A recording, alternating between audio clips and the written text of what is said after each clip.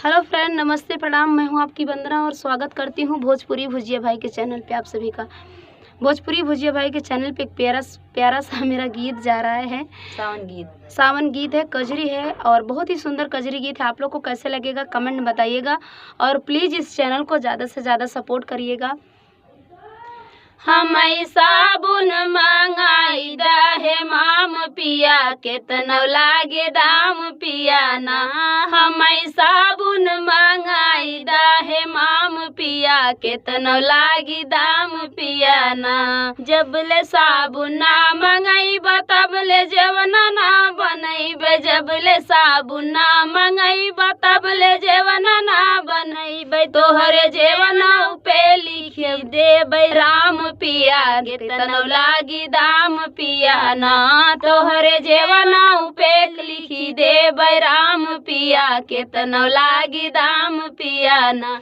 हमें साबुन मंगाई है माम पिया, केतनो लागी दाम पिया ना। हमें साबुन मंगाई है माम पिया, केतनो लागी दाम पिया ना। जबले साबुन ना मंगैबा तबले गेड़ुला ना बनैबे, जबले साबुन ना मंगै तबले गेड़ुला ना भरैबे। तोहरे गेड़ुला पे लिखी देबै राम पिया, केतनो लागी दाम पिया ना।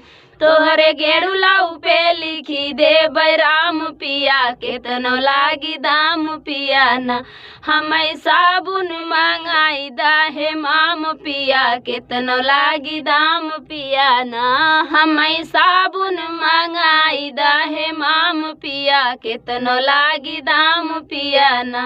जबले साबुन ना मंगैबा तबले गिरवा ना जोड़ैबे, जबले साबुन ना मंगैबा तबले बिरवा ना जोड़ैबे। तोहरे बिरवा पे लिखी देबै राम पिया, केतनो लागी दाम पिया ना। तोहरे बिरवा पे लिखी देबै राम पिया, केतनो लागी दाम पिया ना। हमें साबुन मंगाई है माम पिया, केतनो लागी दाम पिया ना।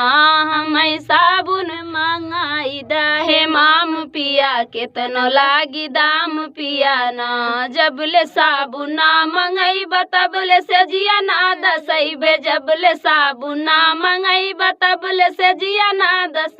तोहरे से जिया पे लिखी देबै राम पिया, केतनो लागी दाम पिया ना।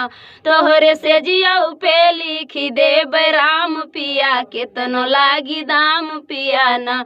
हमें साबुन मंगाई है माम पिया, केतनो लागी दाम पिया ना। हमें साबुन मंगाई है माम पिया, केतनो लागी दाम पिया ना। तो प्लीज़ इस चैनल को ज़्यादा से ज़्यादा सपोर्ट करिएगा भोजपुरी भुजिया भाई को।